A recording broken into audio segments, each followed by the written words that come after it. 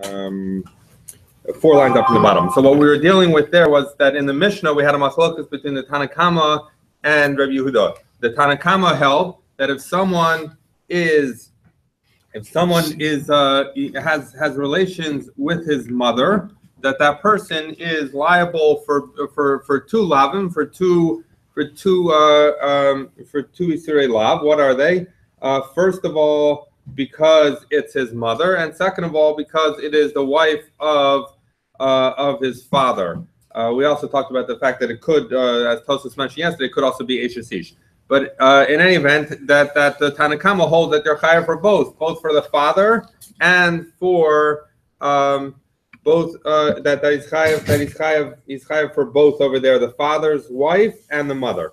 And the Rabbi Yehuda held that he's only chayav for the mother. We spent time yesterday trying to figure out what's Rabbi Yehuda's source. So the first source that we tried to bring was Abaye, and actually we have it here. But in our Abaye tried to bring it from the pasuk in Vayikra Yudches, where it says Imcha Hi, it is your mother, to say that you're only liable for Imcha. What happened? That we rejected that for 2 reasons. The Gemara has two kashas on that. The Gemara's first kasha was that if that's true, that Imcha Hi tells you that it's just your mother and not your father's wife, then similarly you should darshan the pasuk that says Erva Savicha, who that we say in Vayikra Yud Ches, which is so that therefore, if so, Erva Savicha, who should tell you that Erva Savicha should tell you also that you're chayav only for your father's wife, but not for the mother, which would produce this strange result, as the Gemara mentioned yesterday, that you would have a man who has relations with his mother who's not his father's wife is chayav, or with his father's wife who's not his mother is chayav. But if it was his mother who was also his father's wife, then he wouldn't be chayav. That would be a bizarre result. That was question number 1. And question number 2 was, if Imcha Hi is a valid limud to tell you that someone is only chayav for relations with their mother, but not for their father's wife, then why would the Rabbanan would have to deal with that pasuk, and they should produce the same result, and they should say, like Rabbi Yehuda, that someone is chayav only for their mother, but not for Eshes Avicha. So we rejected that answer. The Gemara is actually going to go back to that answer to say that it's Imcha Hi, but we're going to do it in a way that answers those 2 questions. So what is that? Amar Rava. Rava says, Kasava Rabbi Yehuda's opinion that he's chayav only for relations with his mother comes from the pasuk as follows: Erva Savicha. So that's this pasuk. But what's different now is that we've generally understood Erva Savicha lo segala, that a person should not have relations with his father. What Rava is saying, that Rabbi Yehuda holds that those words, Erva Savicha, we're going to see in today's daf how he learns this. But Erva Savicha is a reference to the wife of the father, whether it's his mother or not. So this is Eshes Avicha. And then, so the Gemara says, Zu Eshes Avicha, Umaisi lo b'gzer shava. We're going to see soon, Gzer shava, how does he know that Erva Savicha is a reference to the father's wife? Umashma bein Eshes Aviv shehi imo, bein Eshes Aviv she'eno imo. So in other words, it seems to imply that regardless of whether or not it's his mother, this is the wife of his father, right? So that's how you know wife of the father. And then Imo sheino eshes aviv minayin. What happens for his mother who is not the husband of his father, i.e., that this child was born, the child who had relations with his mother was born out of wedlock. Talmud lomar ervas imcha lo segala. So that's the second part of the pasuk. So we say. That's how we know his mother, who was not married to his father. Then the pasuk continues, Imcha Hi, and the way we're understanding now is Mishum Imo Atam Chayva V'Yatam Chayva Mishum Eshes Aviv, that he's only chayav for his mother, not for the wife of his father. So what do we have? We have the first pasuk. The way that we're understanding is that Erva Savicha is a reference to father's wife, whether his mother or not. Erva Imcha lo segala is a reference to his mother, whether married or not. And Imcha Hi then comes back and modifies Erva Savicha. So we were saying Eretz Avicha includes whether it's his mother or not, and now we're saying no. The part that it says even if it's his mother, that we're knocking out, because Imchahi knocks out the part that says it's his mother and tells you that if we're dealing in a case where it is both the wife of the father and his mother, he's only chayav for Imchahi. Okay, so how does this answer the two questions we had yesterday when we tried using Imchahi? The first question was, you produce. If you say that Imchahi tells you your mother and not the wife of your father, the Gemara asked and said, Erva Savichahu should tell you the opposite, that it's the wife of your father, but not your mother. So that you would produce this strange result that if it was his mother and the wife of his father, he would be pater. So we say, no, now it's not a problem, because once you understand that Erva Savicha is a reference to the wife of the father, right? So now you have wife of the father and mother who's not a wife in the same pasuk, and Imchahi can then modify something that's in the pasuk, which would be wife of the father. However, Erva Savichahu cannot be modifying. In other words, the Gemara's kasha was, let that modify a case where it's his mother who's not the wife of the father. That's not mentioned in this pasuk, right? Because this pasuk is only talking about wife of the father, not actual mother. So Erva Savichahu has nothing to go on to negate it and say it's not that he can't be chayav for relations with his mother, as opposed to this pasuk has both categories in it. It has Erva Savicha, which is wife of the father, and mother, and therefore Imchahi can come and modify Erva Savicha. So that's why we're not worried that we darshan Imchahi but don't darshan Erva Savichahu. So that's the answer to the Gemara's first question.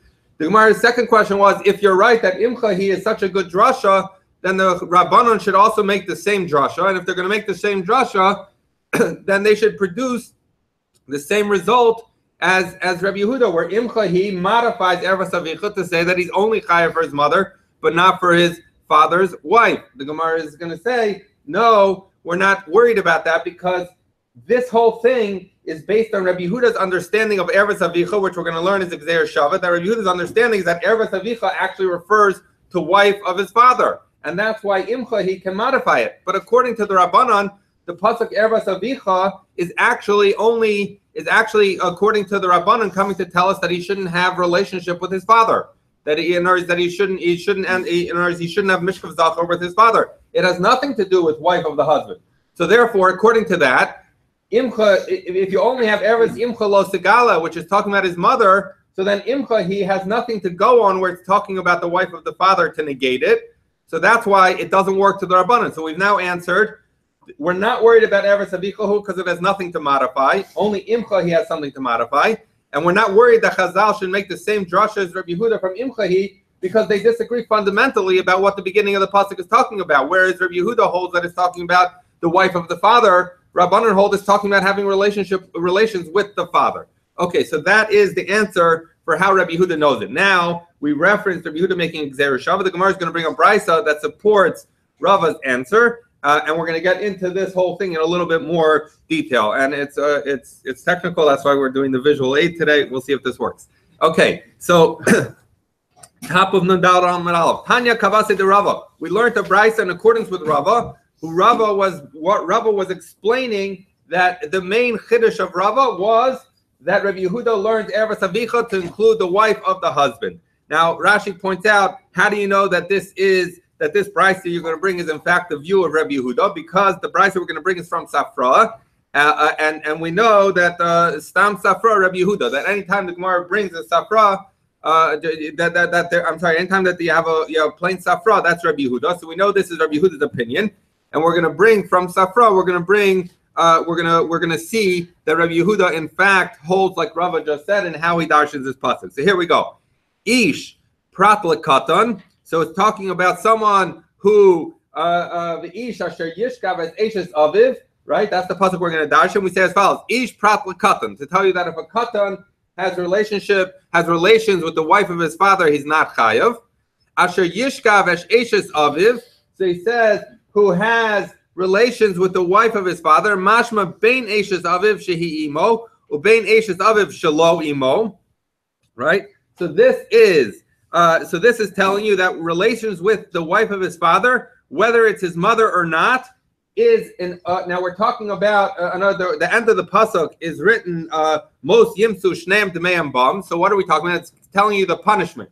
So we know every avera in the Torah, we need the onish and the azhara. We need both the punishment and the warning. So the punishment we're going to deal with first. Isha sheyishkav es eishes aviv tells you wife of father, whether his mother or not, is an onish. He's going to get killed. Now the pasuk continues. Imo she'eno eishes aviv. What about his mother who's not married to his father, i.e., he was born out of wedlock? That's covered. Where do we know that from? Talmud Lomar ervas aviv gila.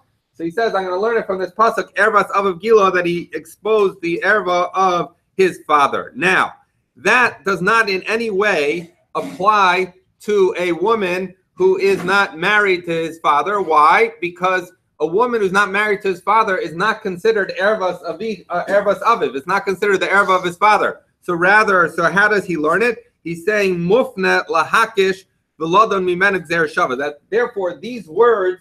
What do you need these words? Isha sheyishkav eishes aviv should be enough. Why do you need to say ervas aviv gila? It must be coming based on the gzer shava that we're going to learn shortly to tell you that not only is he chayav for wife of his father, but also chayav for his mother who is not married to his father. And then the Gemara is going to continue darshaning the pasuk. Most yumsu, that they'll surely die. Beskila, that this is with stoning.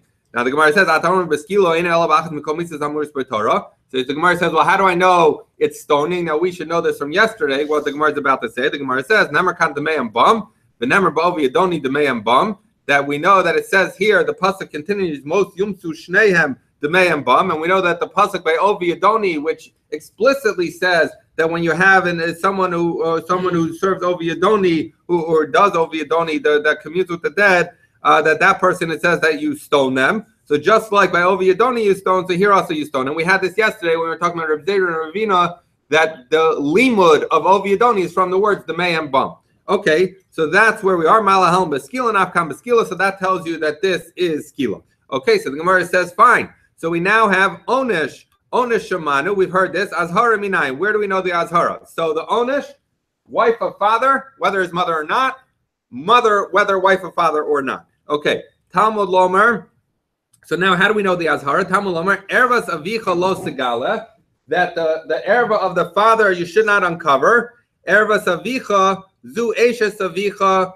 So he says this is talking about the wife of the father. So right here, by the way, is where we're going to know that this brisa is Reb Yehuda, because what did we say just now in Amud Beis, Rava's answer? The chiddush of Rava's understanding of Reb Yehuda is that he understands these words, ervas avicha, to mean the wife of the father, not talking about having relations, Mishkav Zachar, with his father. So therefore, this is the proof, by the way, that Reb Yehuda, with this whole purpose we're bringing this brisa, because we want to show, like Rava, the Reb Yehuda darshans these words, ervas avicha, to mean the wife of the husband. So the brisa says, ervas avicha lo segala, ervas avicha zu eshes avicha. This is a reference to wife of the father. So the Gemara says, well, how do I know? So he says, well, how do I know that? Maybe it is a case of that is talking about he should not have Mishkav Zachar with his father. So the Gemara says, no, because Nemer kan, ervas avicha lo segala, the Nemer lahalan, ervas aviv gila. So he says that he's going to make as follows. Remember, we said these words were extra. We're going to make a gzer shava. We're going to see the gzer shava now. So he says as follows. It says ervas imcha. Ervas avicha lo segala. It says ervas avicha lo segala, following like that. So he says it says that there. We want to figure out, is that talking about a wife of the husband? He says I'm going to make a gzer shava to ervas aviv gila. This pasuk up here. Once I have that gzer shava, this pasuk is very clearly talking about someone who has relations with the wife of his father. So we say, just as here the pasuk is talking about wife of the father, so too here we're going to be talking ervas avicha lo segala is talking about wife of the father. So that's how Rabbi Yehuda knows his chiddush to darshan that ervas avicha is not talking about Mishkav Zachar with the father, but rather is talking about wife of the father. So malahalam beishas hakasu medaber, just like in this pasuk clearly it's talking about a marriage, eshes aviv. Therefore, here also is talking about wife of the father. Umashma, and the fact that it says ervas avicha, it doesn't distinguish between whether it's his mother or not. Mashma bein eshes aviv shehi imo, bein eshes aviv she'eno imo. That regardless of whether or not it's his mother, if it's the wife of his father, then he's chayav.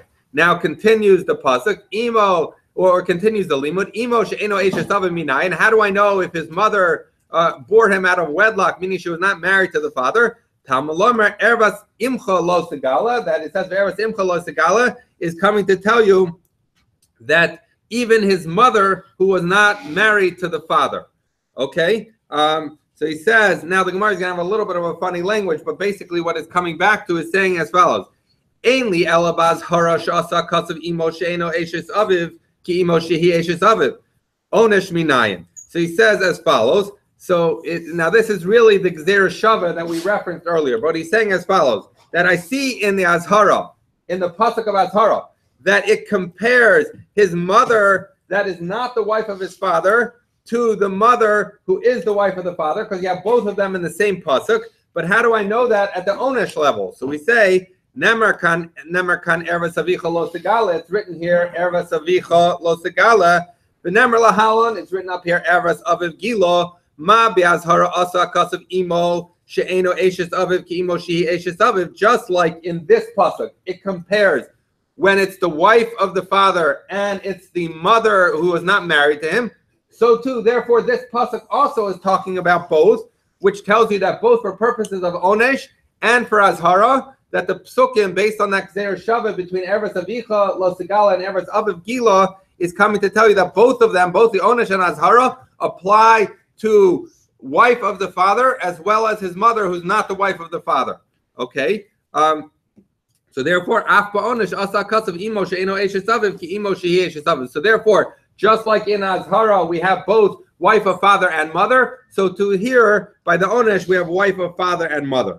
So now continues the brisa, and this is the second aspect of what we're proving, Rava. The pasuk continues, imchahi. What does imchahi tells you? Mishum imo atamachayvo vi'atamachayvo mishum eshes av. That we're going to say that imchahi comes to negate what we were learning from ervas avicha. From ervas avicha, we were learning wife of the father, whether it's his mother or not. And now we're saying imchahi tells you, sorry, he's not chaya for wife of his father if it's also his mother, right? So therefore, this is coming to tell you only wife of the father who's not his mother, and this is coming to tell you mother who's not the wife of the father. But if there would be only a case of mother, imchahi negates the limud that ervas avicha, wife of the father, applies even when it's his mother, and therefore, if this negates that aspect of ervas avicha, what are we left with? We're left with that when a person has relations with his mother, who's also the wife of the father, that person is only chaya for imchahi, because imchahi took out of ervas avicha the liability for relations with his mother, who's married to his father, eshes avicha. So that's how we're going to learn. Okay, so now we've completed the brisa. What have we proven from this brisa? On Amid Beis that we actually did this morning, Rava said that the reason imchahi can modify this pasuk, but we're not worried about ervas avicha, is because imchahi negates half of what we learned from ervas avicha, and to say that imchahi tells you he's only chayav for relations with his mother, who's the wife of his father. He's only chayav for the mother part because of the words imchahi. So we've now seen a brisa that very clearly says exactly the way Rava explained Rabbi Yehuda. Okay, so now we have to figure out some things that are missing. Rabbanan, Rabbanan. What do the Rabbanan do with this pasuk of ervas avicha? So we had ervas avicha, which should come to tell us ervas avicha, which is modified by imchahi, should come to tell you that you're chayav only on relations with the mother, but not for the wife of his father when he has relations with his mother, who is the wife of his father. Why don't the Rabbanan learn like that? So the Rabbanan say very simple why I don't learn like that, because I don't believe that ervas avicha is talking about relations with the wife of the father. I think ervas avicha is talking about having relations with your father. So that's what it says. Rabbanan, what do the Rabbanan say? They say ervas avicha mamish. So the Gemara says, well, if you're coming to tell me that the pasuk is coming to tell you that you can't have relations with your father, what do I need this pasuk for? Hi, maybe as Zachar nafka. So l'chayev. He says the pasuk says v'as Zachar lo sishkav Mishkav isha, that a person should not have homosexual relations. So what do I need it to tell me that I shouldn't have relations with my father? I'm not having relations with any man. So the Gemara says l'chayev olav shtayim, to make him chayev for two. So, and what does that mean? We learned yesterday that obviously, if we're talking about killing him, he gets killed for even one. What's the point of two? Is to say that if somehow he did it by accident, and by accident doesn't mean fully by accident, it means for whatever reason he thought it was permitted, that he has to bring two chatas offerings. Rabbi Yehuda, this is similar like we learned like Rabbi Yehuda, which is different than Rabbi Yehuda, who we've been dealing with, is Rabbi Yehuda. Rabbi Yehuda, Nachri habala aviv chayev shtayim. That it says a Nachri. Now we're going to see in the Gemara in a moment that this does not mean really a Nachri, it means a Jew. It says a Jew who comes on his father is chayev shtayim. What are the two? He's chayev for ervas avicha lo segala, that you shouldn't have relations with your father, and he's chayev for Zachar lo sishkav Mishkav isha, that you shouldn't have Mishkav Zachar. So he's chayev two. Similarly, habal achi aviv chayev shtayim, that someone who has relations, who has homosexual relations with his uncle, is also chayev shtayim. Why? Because how do we know? Because the pasuk says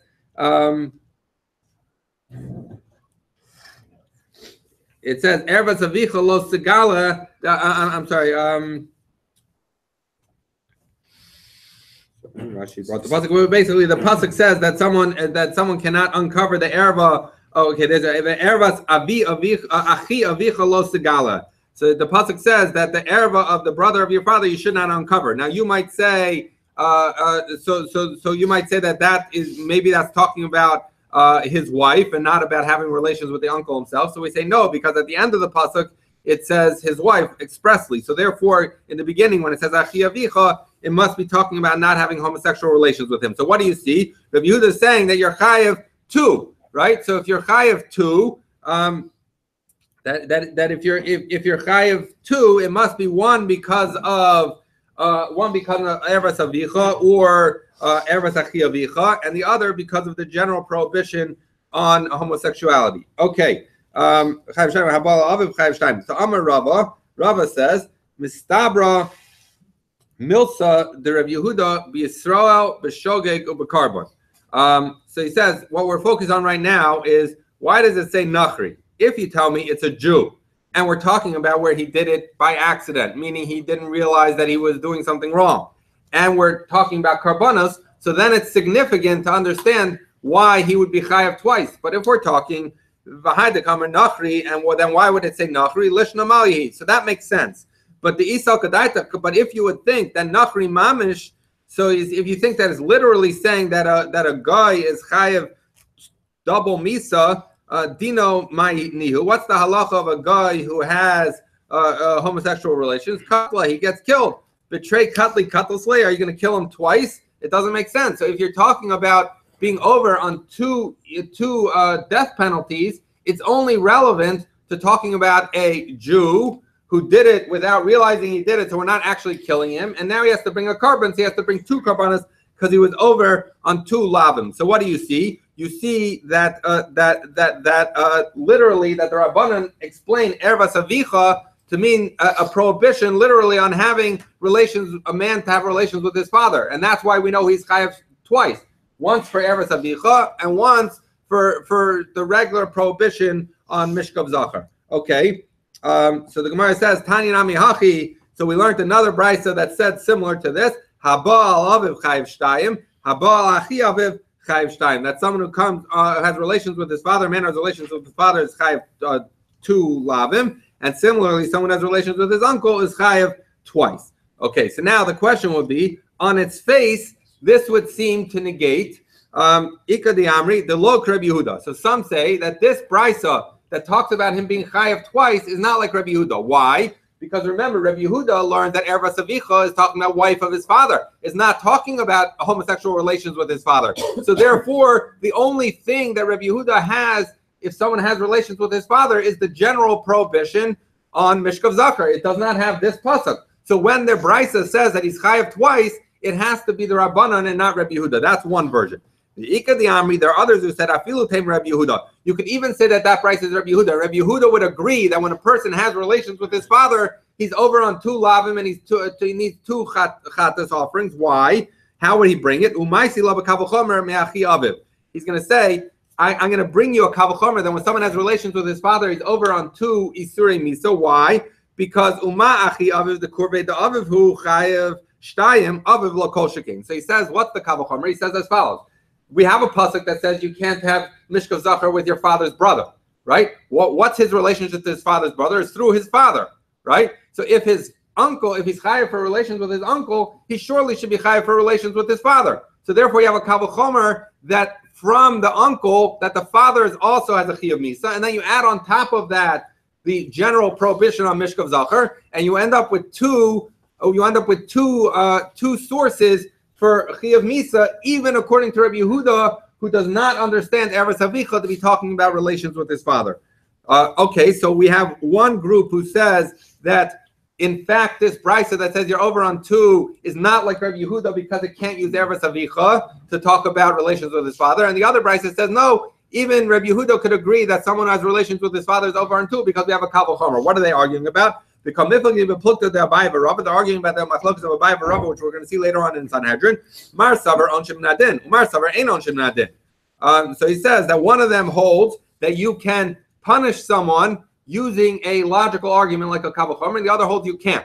So if you understand that you can make a kal v'chomer to punish someone and make him chayav achatos, so then it's fine, because Rabbi Yehuda can agree that he's over on 2 lavim for his father, one because of the general prohibition on Mishkav Zachar, and one from the kal v'chomer from his uncle.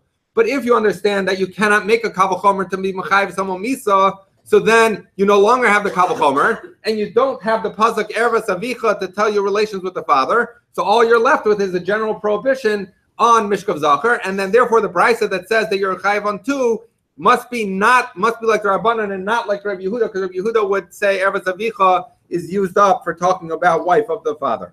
Okay, Rabbanan azhara leishes aviv minalahu. So where do the Rabbanan learn the azhara from Eishes Aviv? Because remember what happened here is this pasuk, which is the azhara pasuk, is the pasuk that teaches you about relations with your father's wife or the mother. He learned eretz avicha is talking about Mishkav Zachar, right? So that's what the Rabbanan learned. So then, therefore, you know eretz imcha, mother who's not married to the father. But how do you know where is the azhara for the wife of the father? So the Gemara says, "Nafkalu me eretz eishes avicha lo segala." We have this other pasuk down here, Yud Ches Ches, which says eretz eishes avicha lo segala, tells you that that's the azhara according to the Rabbanan to tell you that a man cannot have relations with the wife of his father, even if it's not his mother. Okay, so we say Rabbi Yehuda. So why does Rabbi Yehuda have to learn it from eretz avicha? Why not? Why doesn't he learn it from a very explicit pasuk Yud Ches Ches, which has eretz eishes avicha lo segala? So the Gemara says he learns it ahu mi boile l'azhar leishes aviv lachar misa. He needs that pasuk to tell you that a person is chayav, which we actually saw in our mission yesterday. That if a man has relations with the wife of his father, that applies even if his father dies. So if his father marries a woman who's not his mother, and then his father dies, he has relations with that woman, he's been over on the Isser of Eishes Aviv. That's how Rabbi Yehuda would use this pasuk. Okay, so the Gemara says, Rabbanan, where would the Rabbanan know the halacha in our Mishnah that a man is chayav for relations with his wife's father even after his father died? So the Gemara says, Hahu miseifa the kranafka, ervas avichahi. So the end of the pasuk says, "Every station avicha is galei ervas avichahu." Those words are extra, and so therefore that's what the Rabbanan used to learn that a man is chayav for relations with his wife's father even after his father is no longer living. Rabbi Yehuda, what about Rabbi Yehuda? What does he do with those words? Ervas avichahu mi boile mishum eishes av atam chayv v'yatam chayv mishum eishes ish. So he says he's coming to teach you that these words ervas avichahu comes to tell you that when a person has relations with the wife of his father, who's married to his father still, that he's only chayev for relations with the wife of the father. He's not chayev for the general prohibition on eishes ish. That's what Rabbi Yehuda learns from the words ervas avichahu. Now, hopefully, someone will ask a question, maybe, that yesterday's Mishnah we said expressly not like that. V'hanan tanan, we learned in the Mishnah, habal eishes av, someone who comes who has relations with the wife of his father, chayev alei mishum eishes av u'mishum eishes ish. That the person is chayev both for eishes av and for eishes ish. bein b'chayav, bein lachar misas, aviv, whether the father's living or not. And what happens? This is an uncontested statement in the Mishnah. V'lo palag Rabbi Yehuda. And Rabbi Yehuda never argued. So if Rabbi Yehuda learns from Eretz Avichahu that when a person has relations with the wife of his father, he's chayav only for wife of the father, but not for general prohibition on Eishes Ish. So then Rabbi Yehuda, who dashes that pasuk, should have argued on the Mishnah and said, hold on, you're only chayav for relations with the wife of the father. So the Gemara says, Amar Abaya, polik bebraiso. And Rabbi Yehuda does argue, and it just happens to be in the Mishnah he didn't say it, but in a brisa somewhere it must be that he says it. Okay, Rabbanan. Okay, so we said that we talked about the fact that Rabbi Yehuda we talked about the fact that Rabbi Yehuda learns from Eretz Eshes Avicha Lo Segala that I'm sorry. So that was Azhara. So I'm sorry. So we have as follows, that we're talking now about the halacha of that whether the Eshes Aviv Lachar Misa, that if a man has relations with the wife of his father after he dies, so Rabbi Yehuda learned that from Eretz Eshes Avicha Lo Segala. The Rabbanan learned it from Eretz Avichahu. So now the question here is, that's the Azhara, that's the warning. But remember, we need a punishment also. So where do we learn the punishment? So now the Gemara says, Bishlam ala Rabbi Yehuda Maisi lo b'gzera shava. So Rabbi Yehuda, this is not a problem, because Rabbi Yehuda would learn the Azhara from Eretz Eshes Avicha Lo Segala. How would he know the Onish? Because remember, we had a Gzera Shava that we compared Eretz Avicha Lo Segala to Eretz Aviv Gila to tell you that there's a Gzera Shava between Onish and Azhara, and if you know one, you know the other. So therefore, once Rabbi Yehuda knows Eretz Eshes Avicha Lo Segala comes to tell you that there's an Azhara, there's a warning not to have relations with the wife of his father, so then the Gzera Shava tells you that there's also an Onish. But according to the Rabbanan, who A, didn't make that Gzera Shava, and B, learning it from the words Eretz Avichahu, that's how they know Azhara. But how do they know Onish? So we say, El Rabbanan Minalahu, where do they know it from? Amri Lecha, Hahu Eretz Aviv Gilo, the Mapik La Rabbi Yehuda Gzera Shava, Mapkile Inhu La Onish Eishes Aviv Lachar Misa. So he says as follows, that if you remember that Rabbi Yehuda used these words, Eretz Aviv Gilo, which were extra, to connect a Gzera Shava between Eretz Aviv Gila and Eretz Avicha Lo Segala, right? But and that was to teach a number of things. It was to teach that, first of all, that this pasuk is not talking about Mishkav Zachar with his father, but rather is talking about wife of the father, and it was also talking about the Gzera Shava to show how you know the mother even without marriage. But that was only a Gzera Shava according to Rabbi Yehuda. The Rabbanan didn't darshan that the Gzera Shava. So as Rabbi Yehuda pointed out, these words are extra, and the Rabbanan did not use it for Gzera Shava. So we're saying, okay, these words Eretz Aviv Gila are extra, come to tell you the Onish, the punishment, because remember this pasuk is again a punishment pasuk. It says most yom tu shneim d'meim bam. So it's coming to tell you the Onish for someone who has relations with the wife of his father even after his father died, because these words are extra. Okay, Rabbanan Onish le'imo she'ena eishes aviv. Okay, so remember that we had, according to the Rabbanan, we had the Eretz Imcha Lo Segala was an Azhara that he shouldn't have relations with his mother, who's not the wife of his father, and we have an Azhara of Eretz Eshes Avicha Lo Segala that the wife of the Eretz Imcha Lo Segala, which the Rabbanan understand to be an Azhara for his mother, who's not married to his father, and then you have Eretz Eshes Avicha Lo Segala to tell you that there's an Azhara on the wife of the father, right? So we have Azhara for both mother and wife of father. But Onish, remember, we only know which tells you wife of the father. But how do we know an Onish for mother who is not married to the father? So I'm Rav Shisha Breder V'idai. Now remember, by the way, we reference Rav Shisha Breder V'idai. I told you we're going to learn it today. That's this. Amar Kra, the pasuk says Imchahi. The pasuk says it is his mother. So he says as follows, that we have Eretz Imcha Lo Segala, which is talking about his mother, and then the pasuk needlessly says Imchahi, it's his mother. So that comes to tell you it's his mother no matter what, whether his mother was married to his father, wasn't married to his father. So that's how they learn Onesh for the case of the mother who's not married to the father. That's how the Rabbanan learn it from Imchahi. Okay. So now we're finished with our chart. Okay. Haba al kalaso. So someone who has relations with his daughter-in-law. So the Gemara says, so what is the pasuk that says by son-in-law, it says, the pasuk says, "Ervas kalascha lo segala." The erva of your daughter-in-law you should not uncover. Eshes bincha hi lo segala ervasa. It's the wife of your son. You should not uncover her erva. So what do you see? You see two things the pasuk is telling you. It's repeating itself. But one says ervas kalascha lo segala, and then the other one says Eshes bincha hi lo segala. It implies that there's two lavim that someone is over when they have relations with his daughter-in-law. So the Gemara says as follows: why did you tell me the Mishnah that he's chayav for two lavin? One for his daughter-in-law and one for having relations with a married woman. It should be one for married woman, one for his daughter-in-law, and another for his daughter-in-law, because there's two things in the pasuk that imply there's two lavin for the daughter-in-law.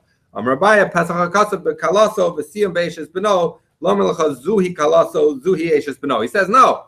You're figuring out that it's two psukim when it says Ervas Kalascha Lo Segala Eshes Bincha Hi Lo Segala Ervasa. You're saying that's two psukim. It's not really two psukim. It's the same person. It's both talking about the daughter-in-law, and therefore there's only one lav of the daughter-in-law and one lav of Eshes Ish, which is what our Mishnah told us. So you might ask, well, if so, why does the pasuk repeat it twice? So they say, Rashi points out that this is in order to to be mechayev him even achar misa. It says twice his daughter-in-law, once for his daughter-in-law when his son is still alive, and once for his daughter-in-law even after the son dies. But it's at the end of the day still only one lav.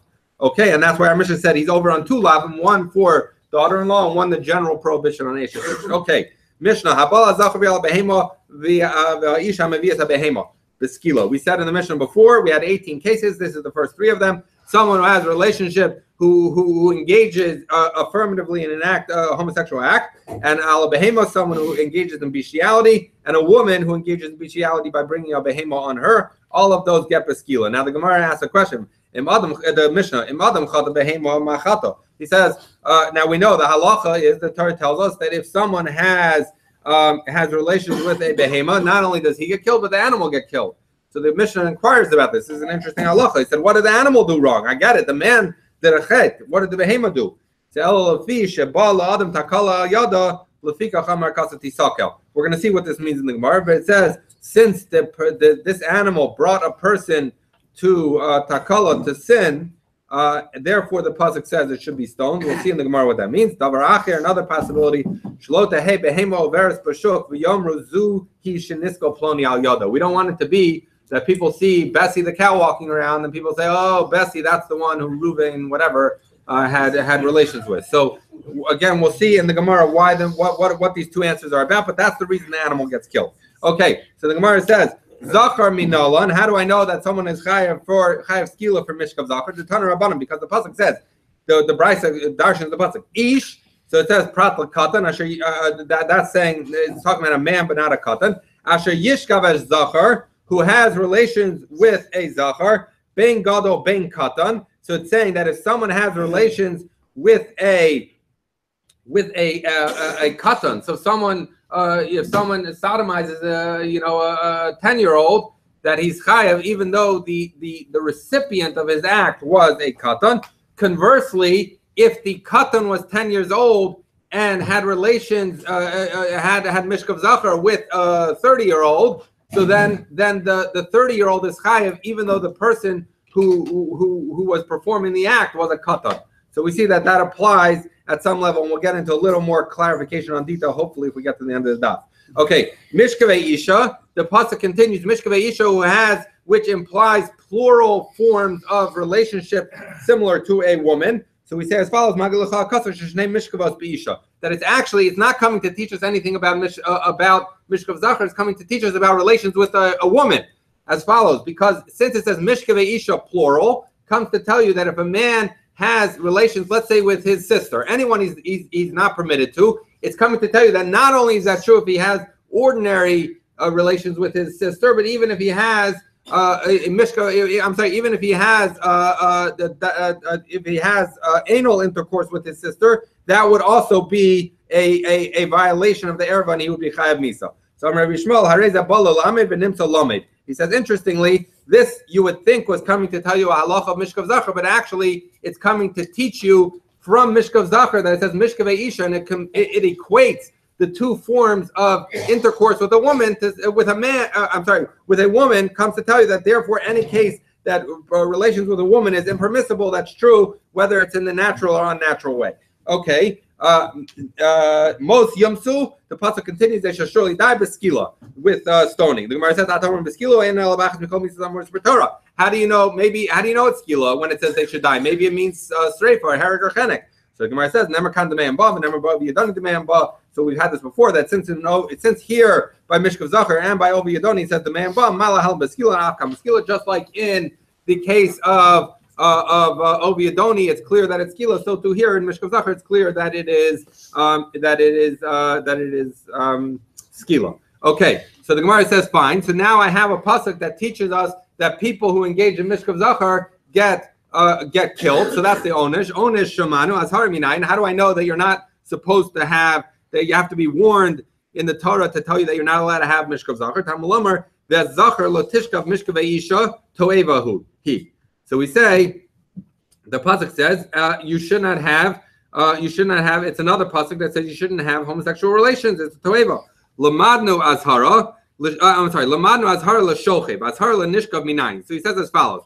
So what have we proven so far? We had an onesh, which talked about both of them, right? So both the person, it says that two people should not have it. The may and bum, both of them are chayav misa. So the onesh we know is true both for the performer, the actor, and the recipient of the Mishkav Zachar. But in the case of Azhar, we learned from the pasuk, we says that as Zachar l'sishkav Mishkav Isha, you should not engage in homosexual relations with a man. That's talking about an actor. But how do we know that the recipient has an Azhara? Okay, Azhar l'nishkav minayin tamalomer lo yia kadosh mi bnei Yisrael. The pasuk says in Devarim that there should not be a kadosh mi bnei Yisrael. V'omer, and we have a pasuk in Malachim Aleph which says the gam kadosh hi ba'aretz. The gam kadosh hi ba'aretz. There was kadosh in the land. Asu kechol hatoevas hagayim asher horish, that you did like all of the toevas of the Goyim that the Rabbanan Shalom kicked out of Eretz Yisrael. So what do you see? So you see that it says the words Kadesh in Malachim Aleph by dealing with toevos, right? And we know that one of the toevos that's dealt with in the Torah is Mishkav Zachar. And so once we know that when it talks about Kadesh being done in Eretz Yisrael, it includes Mishkav Zachar. Then when the pasuk in the Devarim says Lo yia Kadesh mi bnei Yisrael, that there shouldn't be a Kadesh, it's coming to tell you that there should not be Mishkav Zachar. So you see that it is a Azhara. How do you know that it's for the recipient? Because since we see by the Onesh that it's true whether the person gets punished, whether they're the actor or the recipient. So too here in this Azhara, it applies when it says Kadesh, Lo yia Kadesh, it's saying even the recipient. Okay, Divrei Rabbi Shmuel, these words are Shmuel. Rabbi Kiva says, Eino tzarech, I don't need to come onto this whole Lo yia Kadesh business. Why? Because Hareyu Omer, it's written in the pasuk. We brought the Azhara, which we understood to be talking about only the actor, because it says the Zachar le'sishkav Mishkav Isha. He says the Zachar le'sishkav Mishkav Isha kribe lo sishachev. He says that pasuk that says you should not engage in acts of Mishkav Zachar can be read lo sishkav. You should not be the actor, or lo sishachev. You should not have the act done upon you. So the same pasuk can teach us both cases, actor and recipient, for purposes of an azhar. Behema minallah. And how do I know that a person gets skila for relations with a behema? The Tanna Rabbanan, because the Rabbanan learned ish. It says a man pratla katan, to tell you that if a katan has relations with a behema, he's not chayav misa. The pasuk continues asher yitin shechivta bebehema, that he so he says that he puts. That he engages in relations with the behema, ben gedola, ben katana, whether the animal is old, young, it doesn't matter. We're going to get into this because by people there's a distinction, but by animals there's no distinction. The animal could be 1 hour old and you're chayav for doing it, could be 50 years old and you're chayav for doing it. Okay, most you must. The pasuk continues. You should surely be killed. We say beskilo. Same question we've had a bunch of times. So it says, how do you know it's skilo? Maybe it's straight for hereg v'chenek. The Gemara says, Nemar Khan, it's written here, Taharogu. The Nemar, so it's written in our pasuk, Taharogu. The Nemar Lahalan Ki Harag Tahargenu, that we have a pasuk later that's written in Dvarim Yud Gimel, which I think was talking about I don't remember. Maybe talking by Nidachas. I don't remember. But it says Harag Taraganim. They should surely be killed. No, it's not Nidachas. I don't remember. But the pasuk is talking about skila. Malaham beskila afkam beskila. We learn from that Gzera Shava. And even though that even though that tarogu, it says here, is technically speaking about the behema, we assume that the man and the behema get the same punishment. So you see that a person gets the punishment of skila who engages in relations with a behema. Lamanu onesh l'shochev, onesh l'nishkav minalan. So he says, okay, this pasuk that told us that the person dies is talking about that's talking about ish asher yitin shechivto b'behema, that puts his shchiva in the behema implies that he's the actor and that he gets killed. How do I know that a person who allows himself to be sodomized, a man who allows himself to be sodomized by an animal gets death? Tamalomer kol shochev in behema mos yumos. So now the pasuk says any person who lies with the behema gets killed. Now technically this pasuk seems to imply someone who's the actor. We're looking for something of someone who's the recipient. But why is it relevant? Because since we've already established that the actor gets killed, so what do you need this pasuk kol shochev in behema mos yumos? We already learned it from Isha Shayitin Shechivto Behema. So the Gemara says, therefore, it's an extra pasuk telling us that he gets killed. So that if we have this concept that if we don't need it for a person who's the actor, then we'll use it instead for the person who's the recipient. Lamano onesh bein l'shochev bein l'nishkav. He says, okay, fine, I accept that, drasha. So we've learned the onesh, that there's a punishment whether the person is the one performing the Mishkav Zachar or the one who's the recipient of the Mishkav Zachar. Azhara minayin. How do I know Azhara? Tamalomer behema lositen shechavta chaltama ba. Okay, so it says that in any animal you shouldn't put the shigul atama ba lamanu azhara l'shochev. I'm sorry. So he says that is the azhara. It says that you should not have relations with the behema l'tama ba. So that's the azhara for. So we see the warning that a person should not be the actor. L'nishkav minayin. How do I know that he shouldn't be the recipient? So we've now established onesh for both actor and recipient, and we've established azhara, warning for the actor. How do I know for the recipient? Tamalomer lo yeh kadesh mipnei Yisrael. V'omer v'gam kadesh hayabaretz. So same drasha we had before, that when it says lo yeh kadesh, it's reference to things that are toeva. Before we used it for Mishkav Zachar. Now we're using it for Mishkav Behema because that's also considered a toeva. And once it's a toeva, it's covered under V'gam Kadesh Hibaretz, which then translates back to V'layia Kadesh, is a form of Azhara. So Divrei Rabbi Shmuel, these are Rabbi Shmuel. Rabbi Akiva, much like he did before, Rabbi Akiva Amar says, Eino Tzarech. Hareyu Amar Lo Siten Shechavtecha, which we said was the actor. He says that the fact that the Torah picks a funny way to say it, you could also read it or understand it, Lo Siten Shchiva Seich, to tell you that you should not be a recipient either. Okay, so now we have both the azhara for the actor and the recipient, and we have the onesh for the actor and recipient for a behema. So now we're going to say as follows: Habal Zachar behavior of Zachar. Someone somehow both performed Mishkav Zachar and received Mishkav Zachar by accident somehow, or without realizing it was wrong. Amar Ravo l'divrei Rabbi Shmuel chayav shtayim. So according to Rabbi Shmuel, he's over on two things, that he needs to bring two chatos. Why? Chada milot tishkav, because one is the pasuk that says that lo tishkav, which tells you that it is that he should not have relations where he's the actor. V'chada lo yeh kadesh, because lo yeh kadesh was where we learned that he should not be the recipient, right? So according to Rabbi Shmuel, it works well. He has to bring two carbon chatases because we had one pasuk that tells us he shouldn't be the actor, and one pasuk that he shouldn't be the recipient. Because lo sishka v'lo shishachev chadahi. Because according to Rabbi Akiva, the isser of being an actor and a recipient both come from the pasuk. It's just read two different ways, lo sishka or lo sishachev. But that's still at the end of the day only one lav. So therefore, this is a nafkamina between how Rabbi Shmuel and Rabbi Akiva learned it lemaisa, which would be is that if in the same period of unawareness that it was usher, he both performed and had performed on him an act of homosexuality, according to Rabbi Shmuel, there are two separate lavim implicated here, and therefore we bring two chatos. And according to Rabbi Akiva, even though he holds both are asr, he brings it from the same lav. Okay, similarly, someone somehow without realizing that it was asr, both had engaged in relations with a behema and had a behema engaged in relations with him. So he says, Rabbi Avo says, according to Rabbi Shmuel, he's chayav 2. Why? One, because it says lo siten shechavtecha. So one that said he shouldn't be the actor, and one that said with a behemo, and one that said that he shouldn't be a toeva, that he's the recipient. But according to Rabbi Akiva, he would only be chayav 1 because why? Rabbi Akiva learned both actor and recipient by Mishkav Zachar, by Mishkav Behema from the same pasuk lo siten shechavtecha, and then we dash in the v'shchiva seich. But they're both coming from one pasuk, so therefore there's only one lav. That's one lav. Okay. Abaya Amar. Abaya argues on Rabbi Avo. Abaya says no. According to Rabbi Shmuel, he's also only chayav 1. Why? Because why did he think he was chayav 2? Because 1, lo siten shechavtecha. Number 2, because lo yeh kadesh.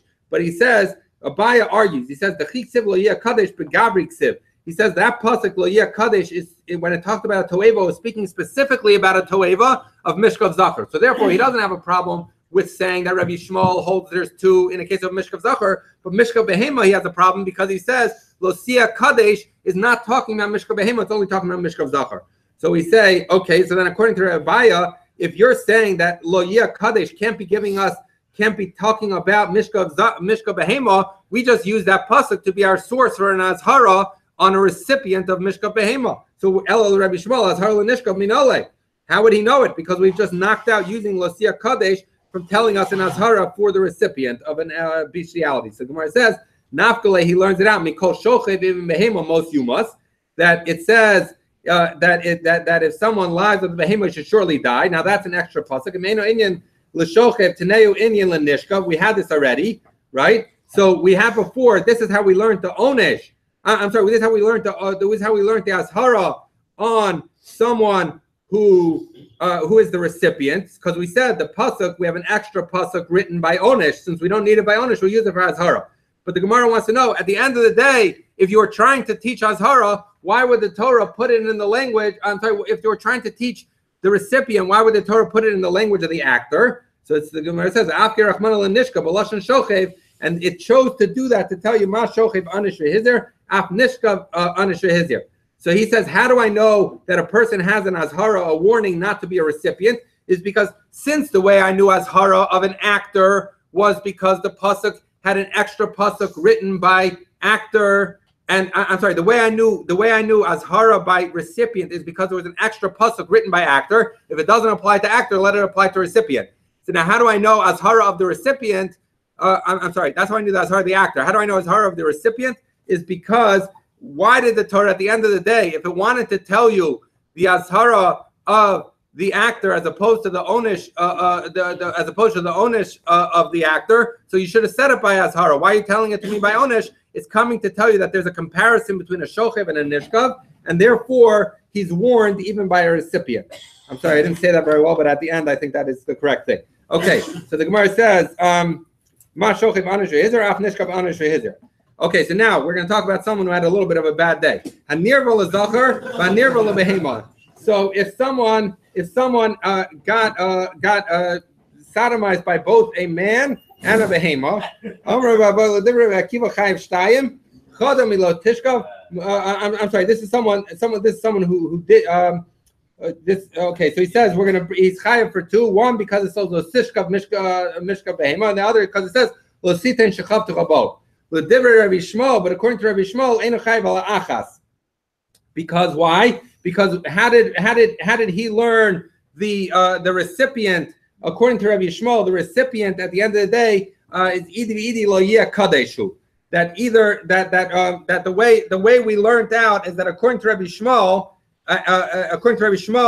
that someone who is the recipient of Mishkav Zachar is from Leah Kadesh, and according to Rabbi Shmuel, in the view of Rabbi Avohu, that the source for someone who is the recipient of a behema is also Leah Kadesh. So therefore, we'd only be chayav 1. Abaya says, "Afilu de Rabbi Shmuel nami chayav shayim." Abaya says, now if you remember, before Abaya argued and said a recipient who's the recipient of Mishkav Behema, cannot be learned from Lo Yeh Kadesh, because Lo Yeh Kadesh cannot be referring to an animal, it only refers to a man. So he therefore learned it out from so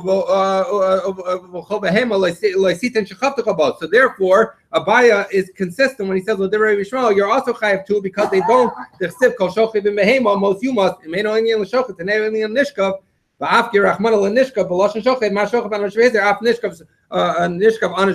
that limud that Abaya just learned. So Abaya is saying, according to me, Rabbi Shmuel learns from two different psukim the recipient of Mishkav Zachar and Mishkav Behema, and so therefore he is chayav for two chayvei chatos. Now here's someone who really had an interesting day. Habal Zachar, the Hevi Zachar alav, he both he was the actor in Mishkav Zachar and the recipient in Mishkav Zachar, and Habal Behema Vehevi Behema alav, and he was also the actor in Bestiality and the recipient in Bestiality. So you had all four going on. So Bein LeRebavo, Bein LeAbaya, that whether you say like Rabbi Avo or you say like Abaya, Rabbi Shmuel chayav shalosh, Rabbi Akiva chayav shtayim. Why? All right, so it's as follows. So remember, so he did all four things. He was the actor for Mishkav Zachar and Mishkav Behema. He was the recipient for Mishkav Zachar and Mishkav Behema. So according to Rabbi, so how do we know actor? One is as Zachar lo sishkav, that's one lav. That's an actor by Zachar. How do we know the actor by Behema says v'chol Behema lo sitin shechavtecha? That's two lavim. Then, when he's the recipient, according to Rabbi Shmuel, it's he knows Zachar from Lo Yeh Kadesh, so that is 3, right? And then Rabbi Avo, according to Rabbi Avo, he learns out the recipient of Behema also from Lo Yeh Kadesh. But therefore, you don't get a fourth because you can't use Lo Yeh Kadesh a second time. So therefore, according to Rabbi Avo, it's 3. Now, according to Abaye, you also have only 3 because you have as Zachar lo sishkav tells you as Zachar is the actor. Behema lo siten shechavtecha tells you actor by Behema. Lo Yeh Kadesh tells you a recipient by Zachar. But where did Abaya learn the recipient by Behema? He learned it from Behema lo siten shechavtecha, which is the same source for where he learned an actor by Behema. So he also only had 3. But according to Rabbi Akiva, he's only chayav for 2 because why? Rabbi Akiva held in both the case of Zachar and Behema, you learn from the pasuk just how you read it, lo sishkav, lo sishachev, and similarly by Behema, it's a v'chol Behema lo sitin shechavtecha or shchiva seich. But at the end of the day, for all four issues, he only has 2 lavim. So Rabbi Akiva says you have 2. All right, we'll have to stop here. Thank you.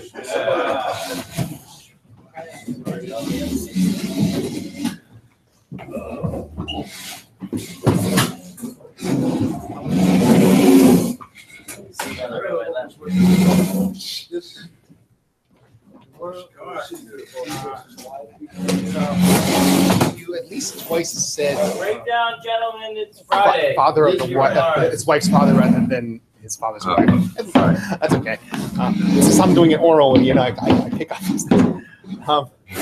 Also, so how come Rabbi Yehuda doesn't learn that? I would have left it in the middle.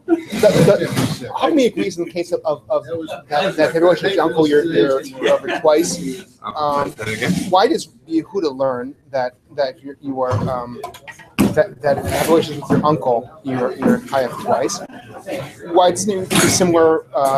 Is there no separate pasuk that doesn't say your aunt? He learned everything because it's not talking about. I understand, but right? But why the other pasuk? At the end of the same pasuk, it says the aunt.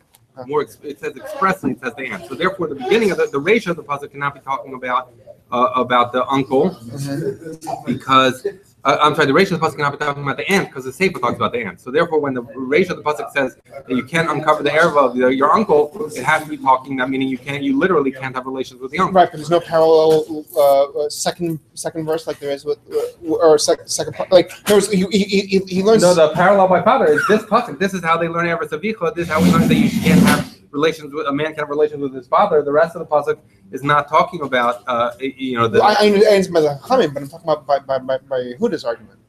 Oh, so I don't understand. So Yehuda doesn't hold the rabbis that's over on the father. So uncle is clear that there's 2 isurim. There's the that you shouldn't uncover the erva of the uncle plus general mishkav zachar. To the extent that you would say Rabbi Yehuda agrees that there's 2 would be because there's a general mishkav zachar and there's a kal v'chomer. Okay, so that's what I'm asking. So he doesn't learn that when it says the erva of your uncle that's actually your uncle's wife that it's talking about? And that's what I'm saying, because with the pasuk that says the erva of the uncle says the aunt at the end of the pasuk. Okay. And then there's no such thing as the aunt can't be his mother or not his mother. His aunt is his aunt. So once the seif of the pasuk is his aunt, the ratio can only be the uncle. So everyone agrees that the ratio of that pasuk is saying you can't have Mishkav Zachar with an uncle. Okay. Thank you. Sorry. I don't know if this is still recording.